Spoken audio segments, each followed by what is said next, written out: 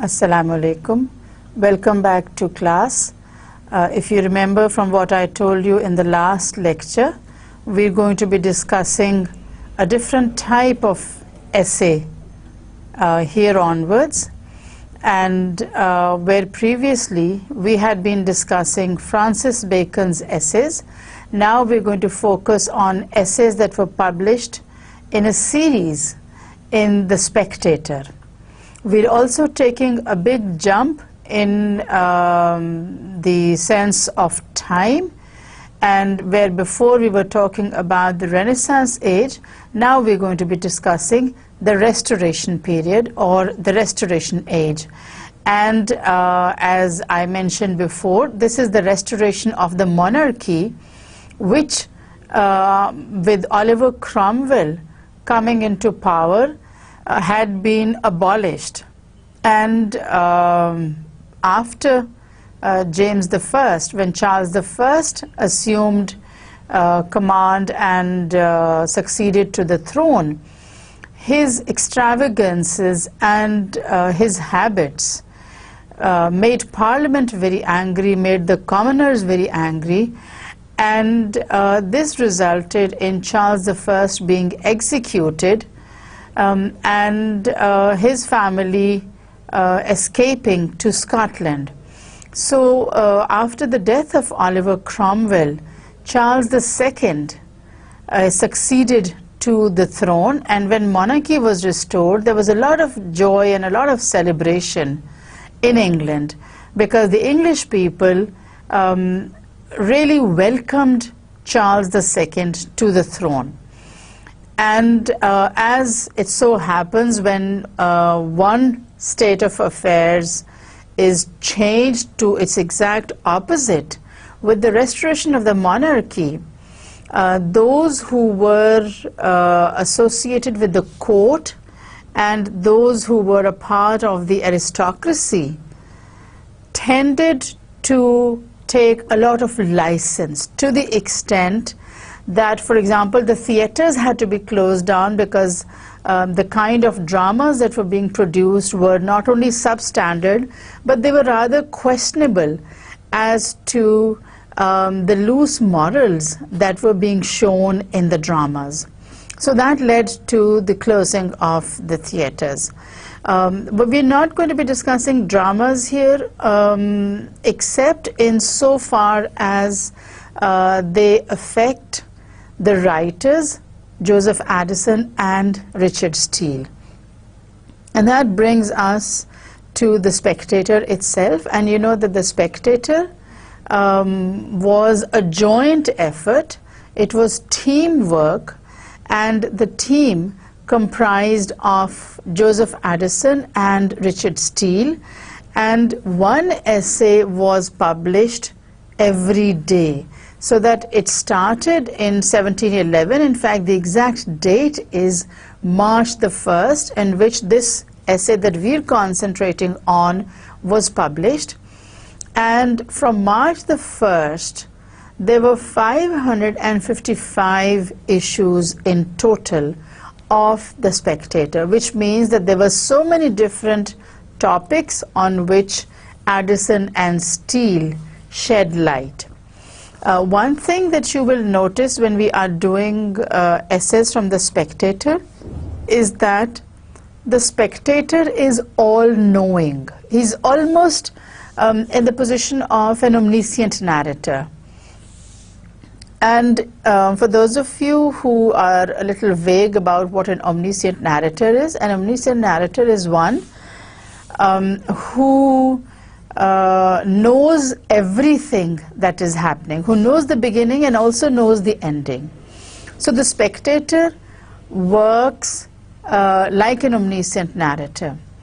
And in this, the first essay, which was written by Joseph Addison, Addison introduces to us the Spectator, as he calls him Mr. Spectator. Now, there were no Mrs. or no Ms. in those times, so everything is very male-dominated and very male-oriented, just as this essay written by Joseph Addison. The reason why I'm repeating this is so that you are familiar with the historical, political, economic situation before we launch off into the essays written by Addison and Steele. And the historical, political situation was such that England was economically stable. England was being ruled by Queen Mary II and King William III, who were perhaps the only couple who had equal right to the throne, and therefore they were both crowned. Normally, it is one individual is crowned and the spouse is crowned as a spouse. So if it is a king that is being crowned, then his spouse will be called queen. But if the queen is crowned, then the spouse is known as a prince consort, not as king.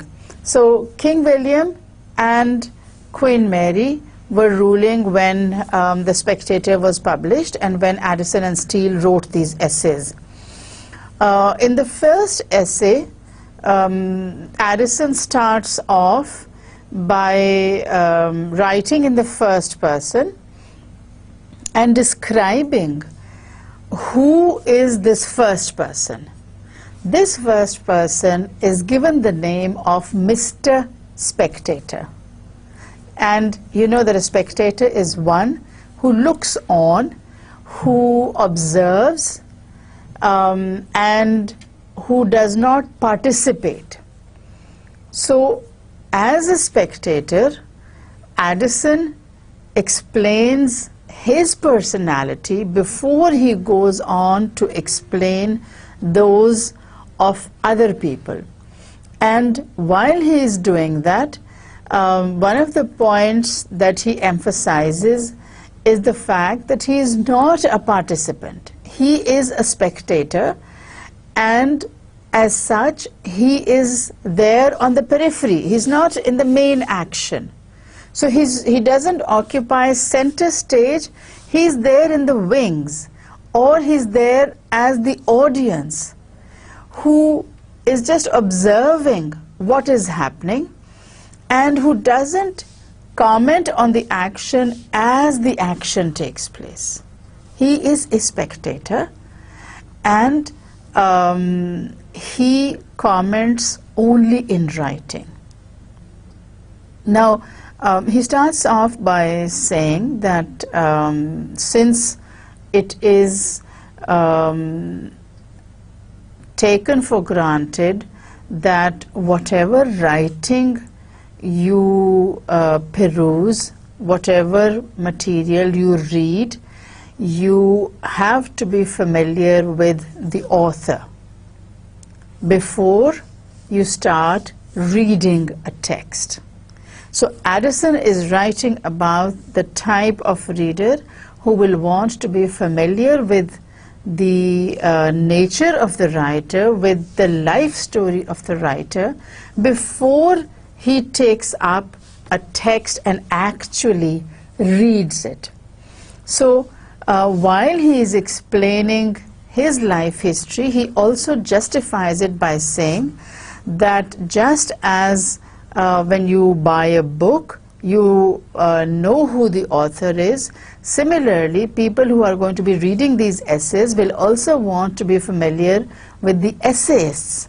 And so he defines himself and he says that I belong to the nobility, I am not a commoner. And this is a very important point. The fact that Mr. Spectator is of the nobility is important because he is writing for a select group of people. Remember, the Spectator had a circulation at the maximum of 3,000. So those 3,000 people belonged to the educated class, which in the majority of cases happened to be either the aristocracy or people who were on the periphery of the aristocracy. So not exactly common people, because this paper had to be subscribed to, that is, it had to be bought. And that meant that money had to be spent. So Mr. Spectator says that I belong to the nobility, and although I cannot claim to be very rich or to have a lot of land, I do claim to come from a very well-established family. So at the very outset, he describes his financial position, and he says that I belong to a family which is at least 600 years old, because he says that the place where I was born, the estate, had been in the possession of our family since the time of King since the time of William the Conqueror. And you know that William the Conqueror goes back to 1066 AD, which is where everything in English history has its point of beginning. So 1066 in any case is a very important date, and as students of literature, you know that this is the date from which we start everything, from which we date everything. So he says that my family has been around since the time of William the Conqueror, and so it is a very well established family. And then by virtue of his education and by virtue of his position in society, he is able to go everywhere. He spent 8 years in university, during which he read a lot of books. As he says, I read everything that was there in the language of the learned people, that is Latin and Greek. And then I also read whatever had been written in the modern languages, and that would include English, French, Spanish, Italian, German, the languages of Europe. So he says, once I had become familiar with everything that was written down, I decided to go and explore the world for myself. And as a part of this exploration process, he describes going to Cairo. Not many Europeans at that time went to Africa, went to the African continent.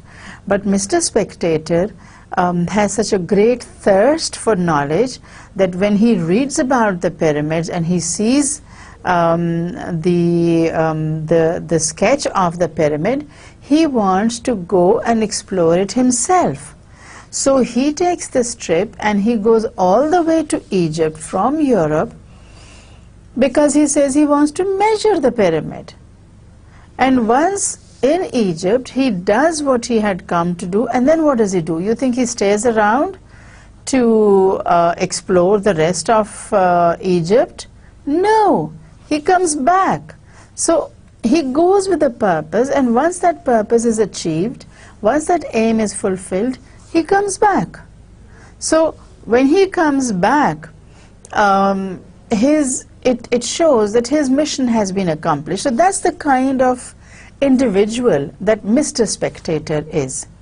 And he gives us this preamble because he wants us to be familiar with his nature, his temperament, and his personality, because that will help to understand whatever it is that he's writing about, whether it is about people or places or habits, or likes and dislikes.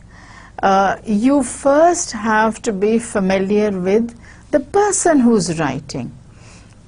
The aim of doing this now, and mind you, you as students need to pay particular attention to this point. The aim of doing this is to gain the confidence of the reader. This is the supreme technique of gaining the reader's confidence. Once you have gained the reader's confidence, everything is smooth sailing. Once the reader trusts the writer, the reader will believe whatever the writer says. And that is essential for good writing. Now, you students will be doing a lot of writing as a part of your master's program. You must remember that whatever you are writing is going to be read by someone. If not today, then tomorrow. If not tomorrow, the day after. Somebody is going to read it. That somebody might be your teacher, might be your examiner, might be a class fellow, might be a colleague. So, whatever you're writing, it has to be such that it can be read, and once read, it is believed. So when Addison talks about Mr. Spectator, the idea is to gain the confidence of the reader. All right? Now, so much you know by now.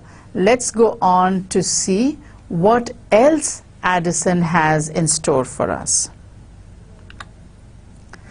So, if you remember what happened in the last lecture, he'd been describing to you that he goes everywhere. If politicians are meeting in some place, he is there. If there is a gathering at the clubhouse, he is there. If there is somebody who is speaking at the tea house, he is there to listen to them. So his presence is not noticed, because the kind of individual that Mr. Spectator is, or the kind of personality he's trying to cultivate, is one that is not noticed and yet notices everything. So while he is looking into clubs like the Wills, he also says, sometimes I smoke a pipe at Child's, and while I seem attentive to nothing but the postman, overhear the conversation of every table in the room. Okay. So he's there and yet not there.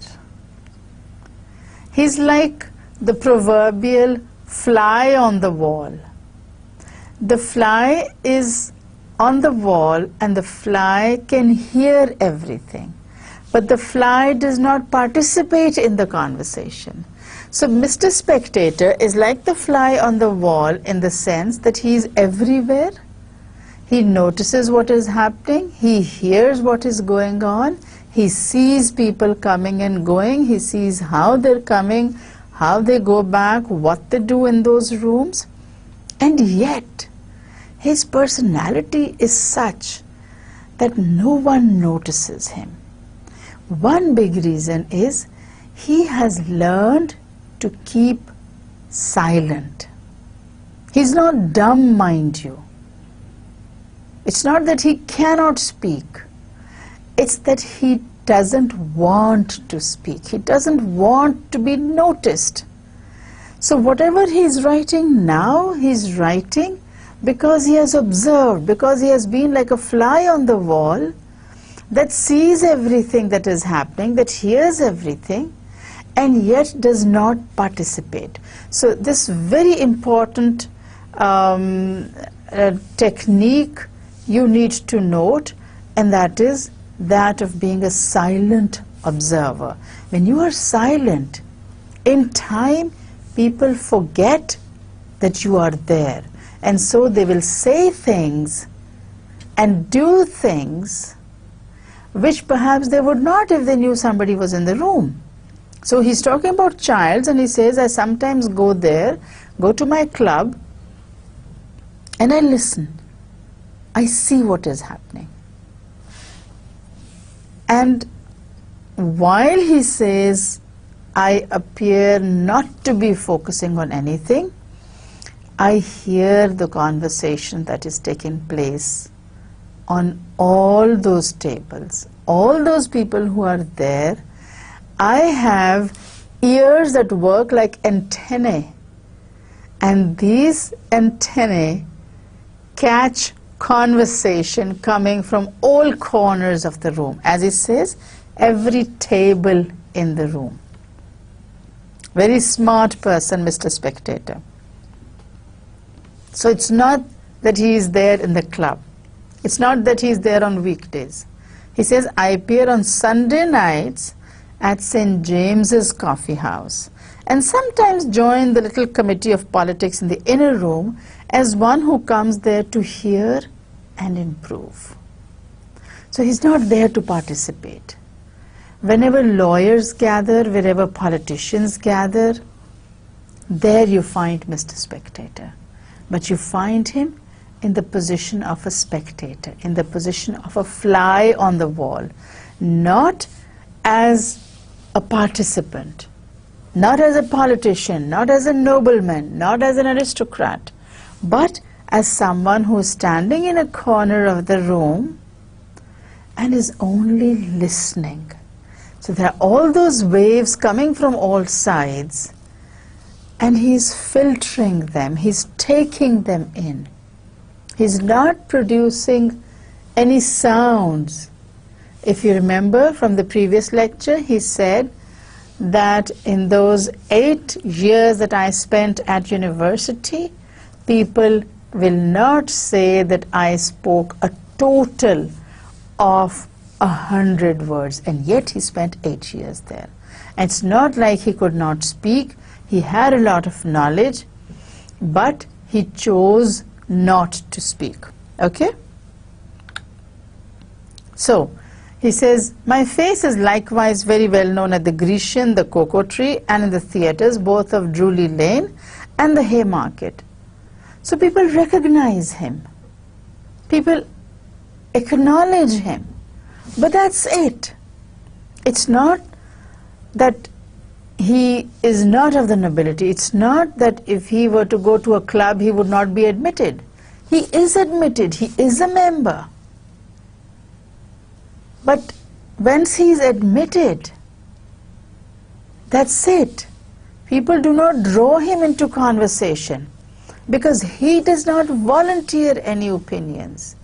He doesn't try to join a conversation. He's just standing there, or maybe sitting, because he's in a club after all, and he's listening. So he's taking in everything but not giving out anything. So this part of the essay focuses on the fact that he's a well-known personality. They know that he is Mr. Spectator, but they do not know what he is like, for the simple reason that he will not give voice to his feelings, his emotions, his thoughts, his ideas. He's silent all the time. So he says, I'm a familiar figure at the theatres, so I participate in all the social activities. I go to all the gentlemen's clubs. Wherever the nobility gathers, I'm there. And yet, I'm a spectator.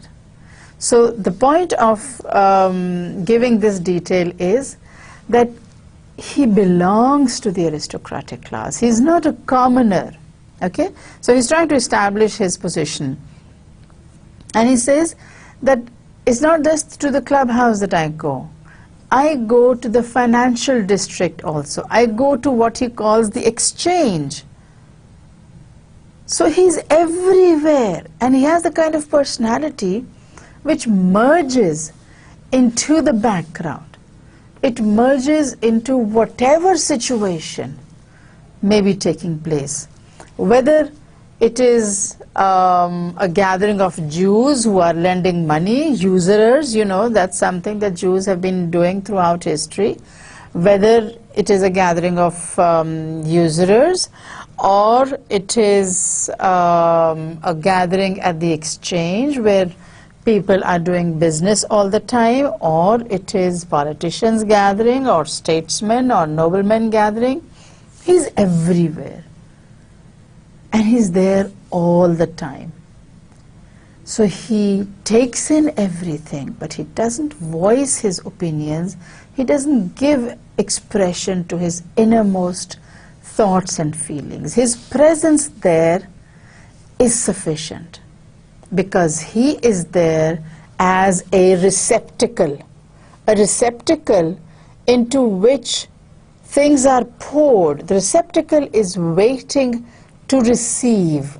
I have these hands here, cupped in front of you.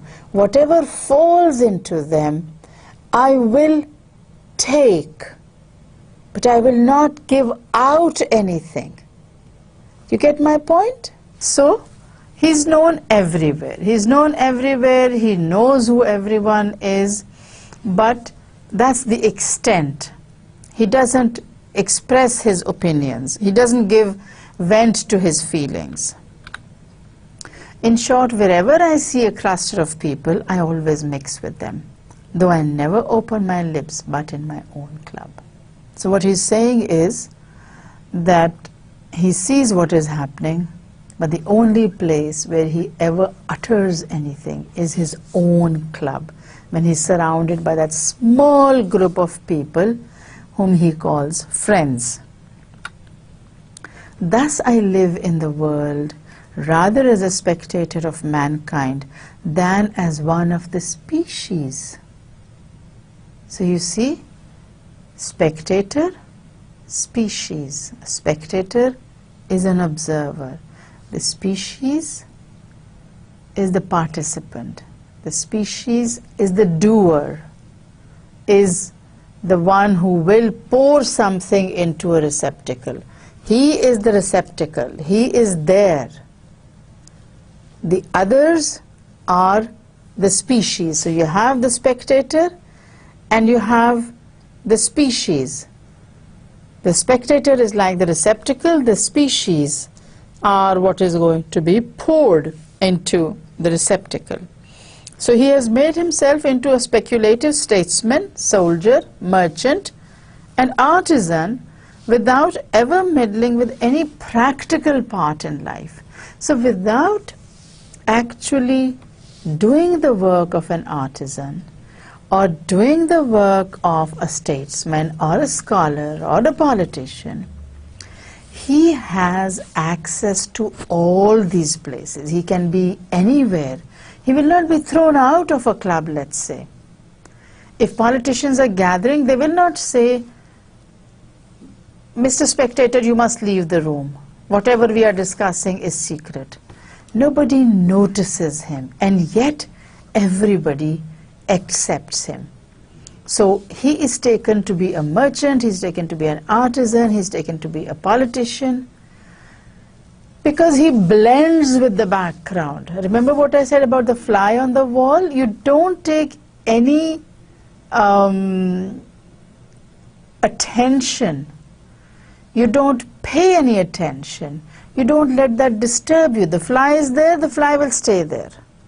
The fly will not disrupt your situation. It will not disturb you in any way. It will continue to stay there. So he says, I have been taken for a speculative statesman, I have been taken for a merchant, etc., etc. I am very well versed in the theory of an husband or a father. All right, now here you have a different point of view altogether. He says that I know what being a husband is, I know what being a father means, and that's not the only thing. I can discern the errors in the economy, business, and diversion of others better than those who are engaged in them. As standards by, forgive the tongue twister, as standers by discover blots which are apt to escape those who are in the game. Wonderful idea. What he's saying is that he is there as an observer. He knows what being a husband is, he knows what being an economist is, he knows what being a businessman means, he knows all these. And that is why he understands whatever is happening around him. And there are times when he understands the situation better than those who are actually engaged in that situation. For the simple reason that to the outsider, things are very clear. When we are inside, when we are participating, we are biased, and therefore we do not see things that are clear. We may not hear things that are being said, because human beings do selective hearing. They only see what they want to see, and they don't see anything apart from that. So what he's trying to say here is that people are not afraid to speak in front of him. They don't think that he's a spy, or that he's going to go and blab this to the media, or that he's going to relate it to anyone. So great is their trust, so implicit is their understanding, that he's accepted of any gathering, and he's accepted in all gatherings. So regardless of what is being discussed, he's there. He's an observer. He's a spectator.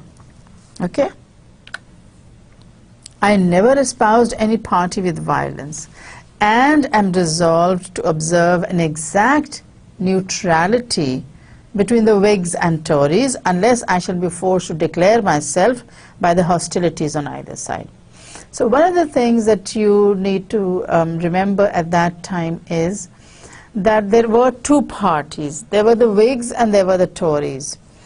Now, of course, in England you have what? The Labour Party and the Democratic Party, and I think you have the Liberal Party also. But at those times, you had only the Whigs and the Tories. So if you were not a Whig, you were a Tory, and the other way around also. So what Mr. Spectator is trying to say is that he has never shown any particular inclination to side with one political party rather than the other, because that's one of the things that causes problems in relationships. When you have in the same family, one person is in favor of one party and the other in favor of another party, the situation can become very sensitive. It can become very delicate. So rather than have that delicacy of situation, and rather than have that very sensitive, politically volatile situation in the household, you avoid confrontation, you avoid arguments, and the only way you can do that is when you cease discussing politics in the household. The moment you bring in politics, you are going to bring trouble into your house. So he says, I don't do that unless people expressly show hostility to one party or another. In short, I have acted in all the parts of my life as a looker-on, which is the character I intend to preserve in this paper. So, in other words, what he's saying is that I am only a spectator. I am what my name denotes, and that is a spectator. And I am not a participant. I am not, as he says, the species. I am an observer. I have given the reader just so much of my history and character as to let him see I am not altogether unqualified for the business I have undertaken. So, because he has undertaken to write about things that are of significance, things that are of importance, therefore he says that this long preamble is only so that the readers will be convinced that whatever I am saying because I know these things. If he gives examples from his presence in the theatre, it is so that whatever he discusses about drama later on, we know that he knows, because he has already won our confidence by giving us this brief life sketch. So as for other particulars in my life and adventures, I shall insert them in the following papers as I shall see occasion. So he says that I admit at the very outset that these papers are going to be autobiographical in nature. These essays are going to be autobiographical in nature because I'm going to be writing about things that interest me and things that interest men in my position.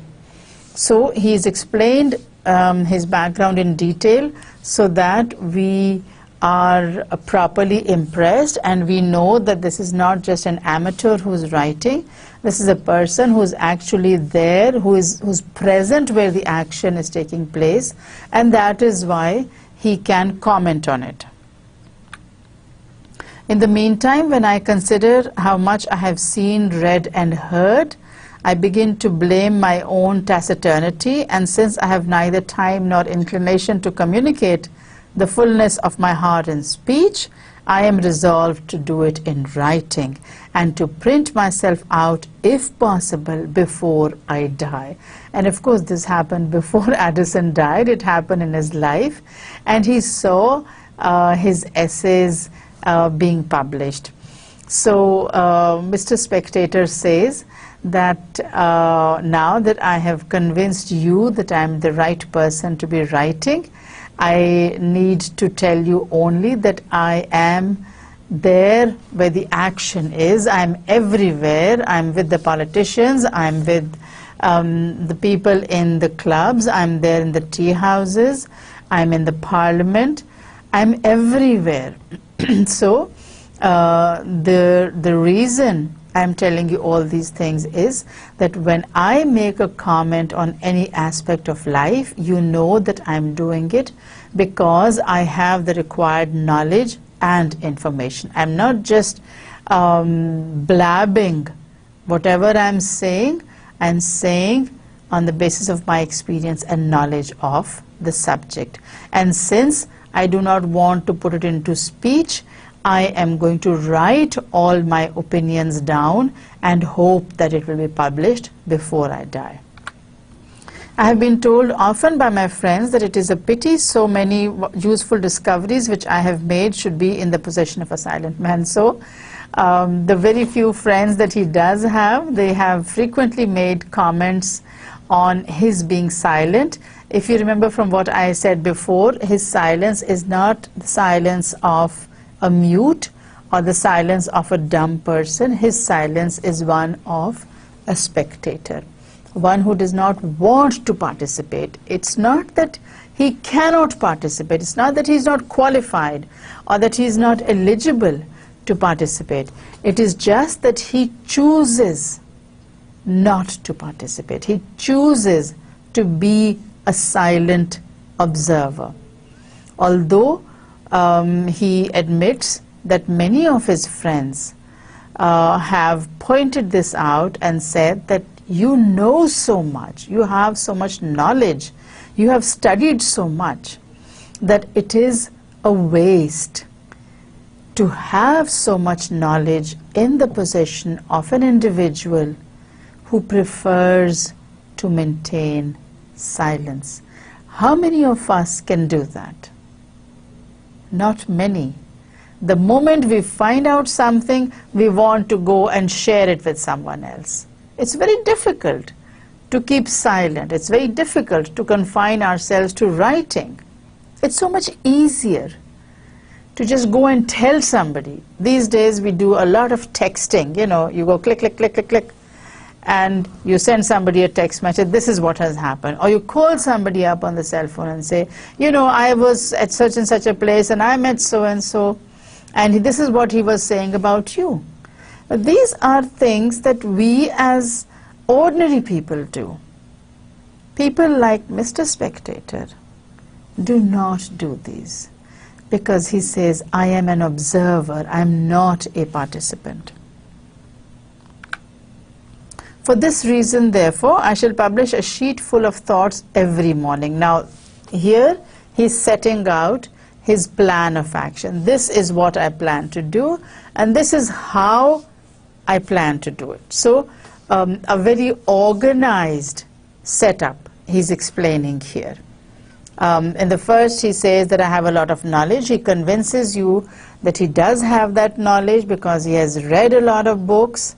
and he has practical experience. He has traveled a lot. He's even gone as far as Africa. And so he says, for this reason, I shall publish a full sheet every morning for the benefit of my contemporaries.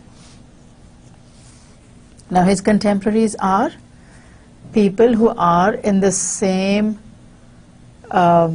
position, who have money, but who are not filthy rich, people who have power, but are not kings and queens, people who have land, but not the kind of land where you don't even know how much land you have. So he is eminently eligible for this position that he has selected for himself, and that is that of a spectator who's going to write everything down and publish it for his contemporaries. And if I can anyway contribute to the diversion or improvement of the country in which I live, I shall leave it when I am summoned out of it with the secret satisfaction of thinking I have not lived in vain. Every great person wants to do something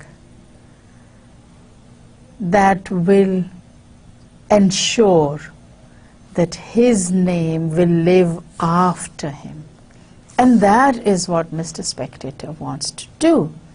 He says, I want to express my opinions in writing and for the benefit of my contemporaries. And he says, if these essays can in some way contribute to the good of my country, this country that I call my own, then I shall be glad to do it. I shall not have the regret that I could not do anything.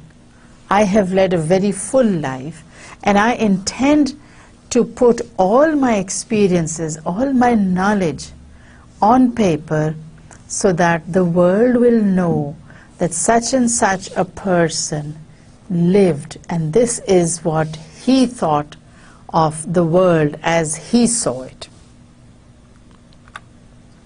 There are three very material points which I have not spoken to in this paper, and which for several important reasons I must keep to myself, at least for some time. I mean an account of my name, my age, and my lodgings. So the three material points are name, age, and address. Three of the most important points. If you remember, he talked about the reader and the writer in the beginning of this essay, and he said that the reader, when he starts to read a book, always needs to know who the writer is, what he's like, what his opinions and ideas are, etc., etc. And he has established his identity as a spectator who will comment on things, but not at the moment of their happening, not in speech, but in writing. So he says that there are three very material points, very important points, three things everyone wants to know about, but which I am unable to reveal either in this essay or in the essays that follow. And these three are name, age, and address. I'm not going to reveal these three because I'm Mr. Spectator. I am an ordinary observer, but I will not reveal my name, age, or address. So these three he will not share. Everything else he will share with us. I must confess I would gratify my reader in anything that is reasonable, but as for these three particulars, though I am sensible they might tend very much to the embellishment of my paper, I cannot yet come to a resolution of communicating them to the public. So more of the same, and that is, I know that it would be a very good thing to add my name to these essays, because it might make the paper sell, it would make people think very highly of me, but for this time, for the duration of this period in which I have said that I'm going to publish an essay every day, I cannot reveal my identity, and because the moment I reveal my identity, my address will also be known, and I do not want that.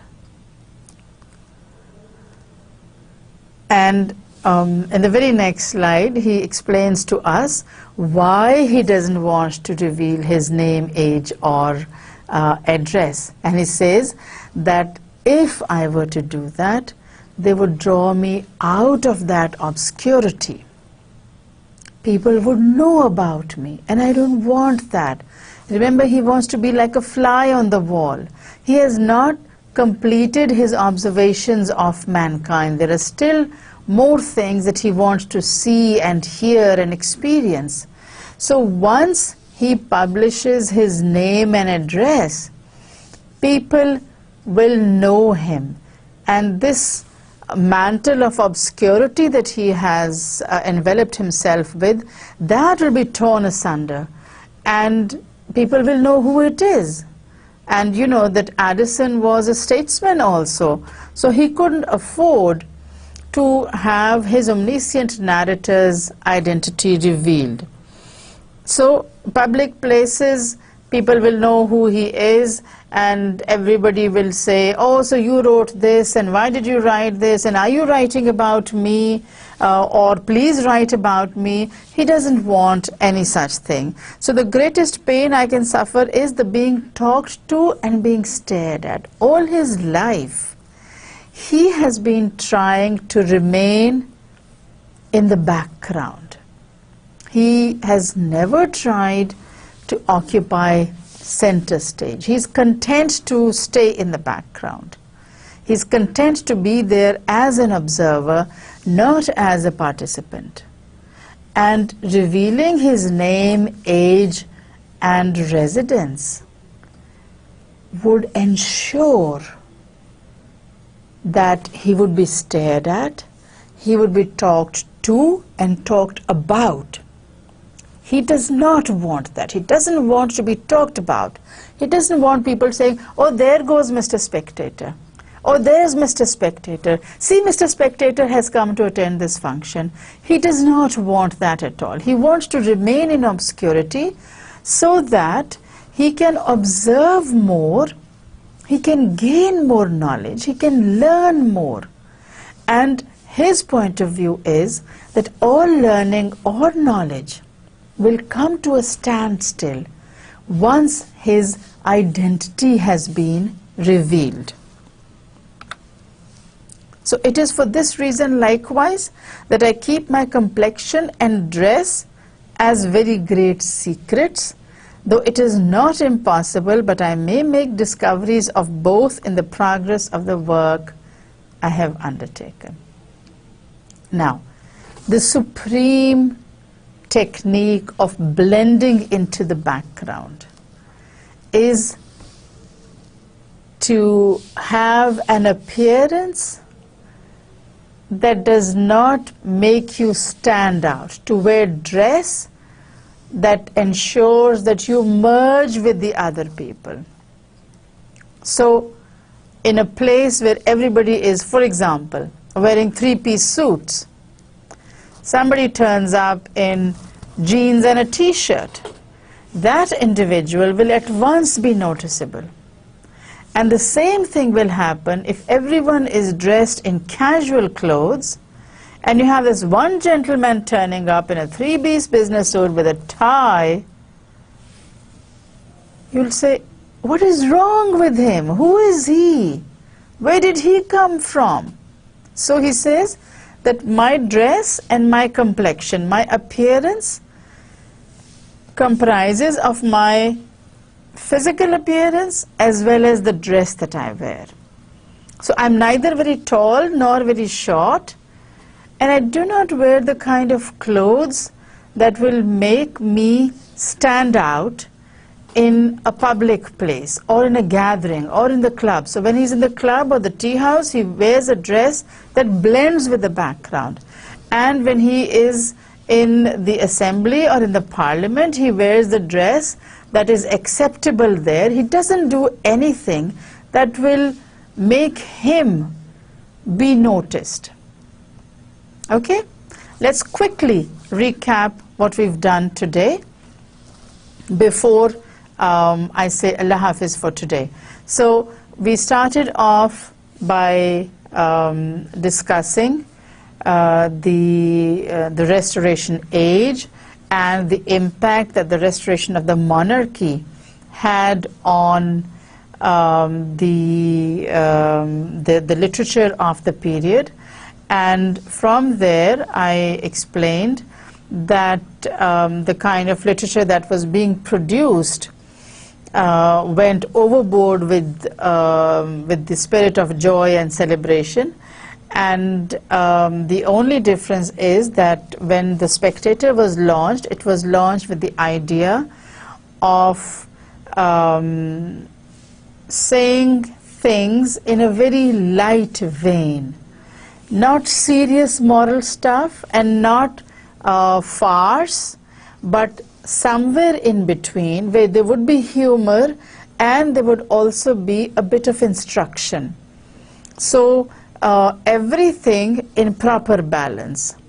And then I told you that in order to gain the confidence of the readers, Joseph Addison came up with this fictional construct of Mr. Spectator, who describes his beginnings, his origins, and his life, his university education, his travels, the fact that he is a nobleman, and he is accepted wherever good people gather. He is accepted in political gatherings, he is accepted amongst the merchants, he is accepted in all the clubhouses, and the reason why he is accepted is the first, because he is a nobleman, and the second, because he is an observer. He does not contribute to conversation. He is there in the background, and he is there as an observer. He's not there on the stage as a participant, but he is standing there observing. He's listening, he's a very good listener, and he watches. And together, listening and watching make observations. So he has observed for a very long time. He has observed all his life, and now is the time where he is putting his observations on paper. He's not the kind of person who will speak a lot, but he is the kind of person who has his opinions, who has his own ideas. The only thing is that he is setting these ideas and these opinions and impressions down on paper. The only thing that he is not revealing is his name, age, and address. And the reason why he doesn't want to reveal these three is because he says then he will become noticeable. Then people will point out to him, and he doesn't want being talked about. He doesn't want being stared at, which is very natural when somebody publishes something in a newspaper and you know his name and address. You could go and point him out and say, oh, there is Mr. Spectator, oh, here is Mr. Spectator sitting. Mr. Spectator, what do you think of this idea? He doesn't want that attention at all. He wants to continue standing in the background in obscurity, where he can be an observer, and he does not have to participate. He doesn't have to offer his opinions, because that, he says, would defeat the aim of his existence, which is to observe and to express his opinions, thoughts, and ideas on paper, not in speech. That's enough for now. I know you've been very patient today. Thank you very much, and Allah Hafiz.